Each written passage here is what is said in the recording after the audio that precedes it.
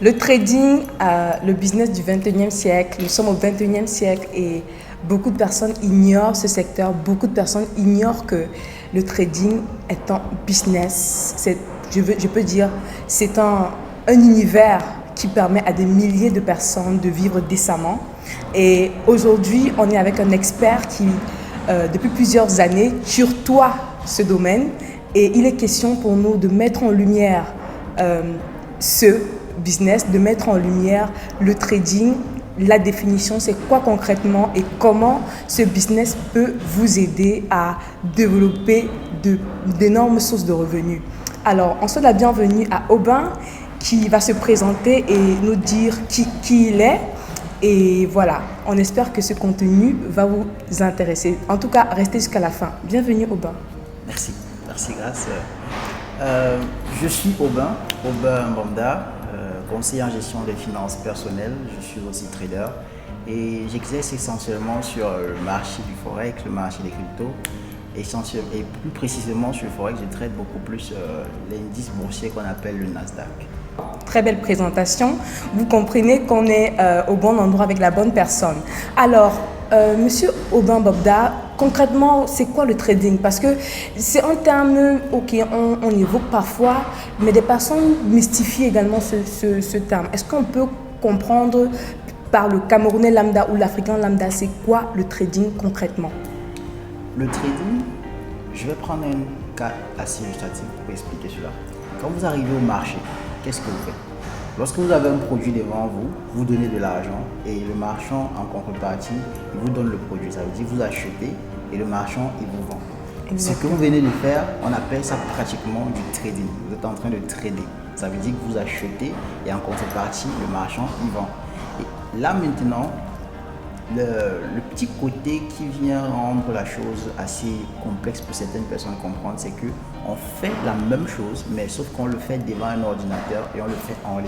Et cette fois-ci, on achète et on revend des actifs ou des titres financiers que l'on ne possède pas physiquement. C'est d'où l'incompréhension de certaines personnes. Et c'est pour ça que vous allez entendre de manière très répandue que le trading c'est de l'arnaque ou bien c'est du pari-foot. Sauf que le trading c'est un commerce, le trading c'est un business en fait. Waouh! J'espère qu'on comprend très bien que le terme trading lui-même, c'est juste commerce. Et qui dit commerce dit achat-vente.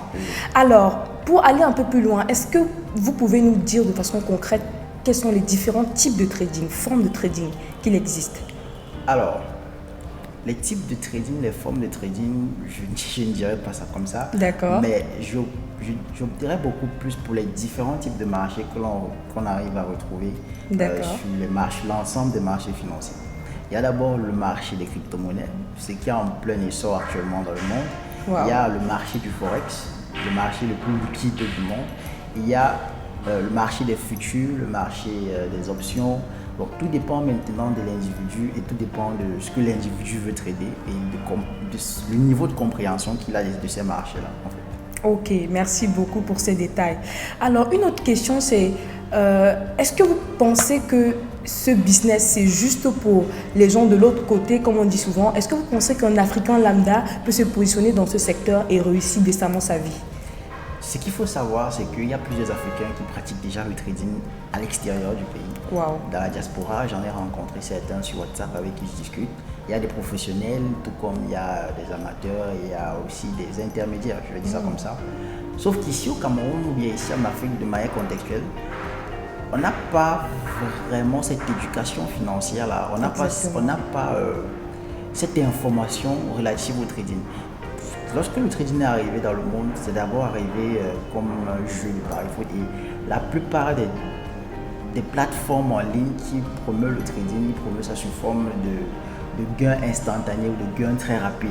Or, le trading, c'est un business et à chaque fois que quelqu'un veut s'intéresser au trading, je fais toujours comprendre à la personne que tu es en train d'entrer sur un chemin entrepreneurial. Tu es toujours en train de concevoir et de créer un business. Sauf que cette fois-ci, tu le fais devant ta machine, avec ton téléphone, avec ta connexion Internet.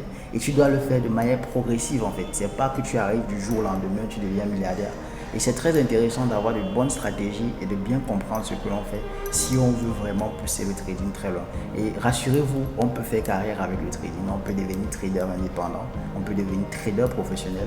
et pourquoi pas ouvrir une entreprise qui pourrait faire dans la gestion de patrimoine. Waouh, très intéressant. J'espère que vous comprenez bien ces détails. Alors, une autre question qui me taraude l'esprit, c'est pour vous, quel est le minimum en fait? Quel est le minimum dont un Africain lambda, une personne lambda a besoin pour commencer le trading? Alors, moi, on me pose cette question à longueur de journée. Oh ben, je peux commencer le trading avec quoi? Il faut combien? Est-ce qu'il faut 40 000, 100 000, 1 million, 100 milliards? Non, non, non. Je vais dire, le minimum requis pour démarrer le trading est fonction de l'aptitude du trader. Wow. Ça veut dire, si le trader sait ce qu'il est en train de faire et s'il sait où il est en train d'aller, il peut de manière automatique designer le capital de départ avec lequel il va démarrer. Donc, il n'y a pas un capital de départ standard. Il y a certaines personnes qui peuvent commencer avec $50, ils ont un objectif sur 1 an. Oui. Il y a d'autres qui peuvent commencer avec $5, ils ont un objectif sur 1-2 ans. Il y a d'autres qui peuvent commencer avec $1 000, $3 000, $4 000. Tout dépend de l'individu, tout dépend de l'aptitude du trader, tout dépend de la compréhension que le trader a de son marché et de comment est-ce qu'il compte mettre en jeu et compte déployer sa stratégie sur le marché en fait. Donc le capital de départ, il n'y a pas un capital de départ fixe qu'on utilise. Mais après, lorsque le trader a l'aptitude, il sait ce qu'il doit faire en fait. Super, wow, super intéressant. Moi, je pense que je vais me lancer très vite. Alors, j'ai encore une autre question, c'est pour vous, comment est-ce qu'on évalue les gains d'un trader? Est-ce que c'est de façon journalière, de façon hebdomadaire, d'après votre expérience? Là, je vais essayer encore d'illustrer ça avec un business. Quand vous lancez une entreprise, quand vous lancez un business, est-ce que vous pouvez dire chaque jour que vous êtes en train de gagner dans ce business, que vous êtes rentable? C'est vrai que la question, elle est très... Chaque jour? Si chaque jour vous faites des ventes, ou bien les jours vous faites des ventes, les jours vous ne faites pas, est-ce que vous pouvez à la fin de chaque jour dire que je suis rentable au niveau de mon entreprise? Non. Voilà. Ça veut dire que la rentabilité, vous prenez sur une période, n'est-ce pas? Oui, justement. C'est exactement la même chose avec le trading. D'accord. Ça veut dire qu'on peut démarrer la semaine avec des pertes, mais à la fin de la semaine, lorsqu'on fait un bilan, on se rend compte qu'on sort en net positif, ça veut dire qu'on est sorti gagnant. Ok, donc clairement, on ne peut pas évaluer la rentabilité d'un trader de façon journalière. Il faut se définir une période. Ok, merci pour ce détail. Et une autre question, c'est qu'est-ce que vous répondez à ces personnes-là qui disent oh, ils ont investi dans le trading, ils ont perdu, ils sont découragés, etc. Quel message vous avez pour ces personnes-là? La première chose, c'est est-ce que vous vous êtes fait former? Est-ce que vous êtes formé? Est-ce que vous comprenez ce que vous êtes en train de faire? La dernière fois, j'avais fait un post et il y a quelqu'un qui est venu commenter en bas. J'ai perdu 9 millions dans le trading. Wow. Après, il s'attendait à ce que moi je réagisse, mais par contre, c'est pas moi qui réagis, ce sont les autres qui Oui. sont arrivés. Mais tu ne comprends pas ce que tu es en train de faire. Est-ce que tu comprends le trading? Est-ce que tu comprends ce dans quoi tu te lances? Parce que c'est un business. Après, tu ne peux pas te lever, comme par exemple toi, Kamada. Est-ce que tu peux te lever du jour au lendemain et dire que tu veux faire dans l'importation de poissons? Non, pas du tout. Il te faut comprendre ce business avant d'y investir. Exactement. C'est la même chose avec le trading. Tu dois comprendre avant d'investir. Donc, on retient qu'il est important de se former. La formation, c'est la clé et la vérité, c'est que même dans tout secteur, quand on veut démarrer un business ou se lancer dans un projet, c'est important de se former pour éviter de tomber dans les pièges des regrets, etc. Mais j'ai également une formule que je dis aux personnes qui pensent business, c'est que tout business n'est pas exempt de risque. D'accord, il y a forcément un risque, mais la vérité, c'est qu'en vous formant, vous minimisez le risque de façon exponentielle. Alors, merci vraiment pour ces détails et je suis sûre qu'à la fin de cette vidéo, beaucoup auront une idée plus claire du trading. Alors, pour sortir, j'aimerais savoir, est-ce que vous offrez des accompagnements? Est-ce que vous avez une structure qui accompagne des personnes qui veulent en savoir plus, qui veulent se former, etc.? Bien sûr, bien sûr. D'accord. Il fallait qu'on commence même pas.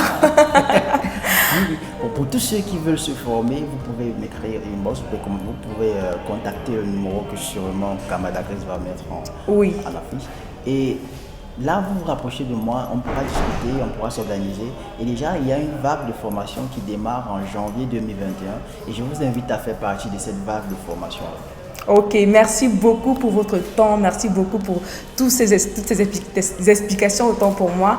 Alors, j'espère que vous sortez avec une plus-value et que vous allez maintenant définir le trading de la meilleure des façons et vous lancer efficacement également.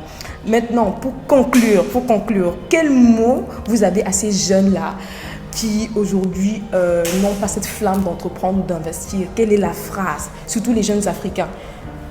l'importance d'investir pour un jeune, encore bien un jeune célibataire, pour vous, de façon personnelle? Pour ma part, ça, tout va de mon logo. C'est le patrimoine. Waouh. C'est le patrimoine. Ça veut dire il faut tout faire pour bâtir un patrimoine. Et un patrimoine ne se bâtit pas en 1 ou 2 jours. Un patrimoine se bâtit sur des années. Et pour construire un empire, il faut commencer par la fondation. Exact. Et lorsqu'on est jeune, on a beaucoup d'énergie, on a la matière grise, on a le temps et on a l'aptitude et la possibilité de faire le maximum de recherches et de se permettre le maximum d'erreurs.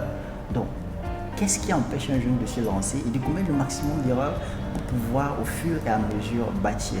Moi, je dis toujours, les erreurs ou bien les échecs ne sont que des charpentes vers la réussite en fait. Exact. Ce n'est pas des setbacks ou bien ça n'empêche personne, ça construit et ça amène la personne vers la réussite. Donc nous sommes tous amenés à faire des erreurs, nous devons faire des erreurs pour progresser et on ne doit pas avoir peur de ça. Donc un jeune ne devrait pas me dire qu'il a peur ou bien non. Lance-toi et fonce. Merci énormément. Et ce que je tire en fait de cette conclusion, c'est que c'est important de commencer jeune. Parce que étant jeune, on a le temps de faire des erreurs, de se relever et maintenant d'aller à une vitesse de croisière. Alors merci énormément et on se dit à très vite pour une prochaine vidéo. Bien évidemment, si ce contenu a été intéressant, n'hésitez pas à liker, à laisser un commentaire et à partager. À très vite, mais vous connaissez la formule, n'oubliez pas d'activer le mode solution de votre cerveau. À très vite. Bye bye.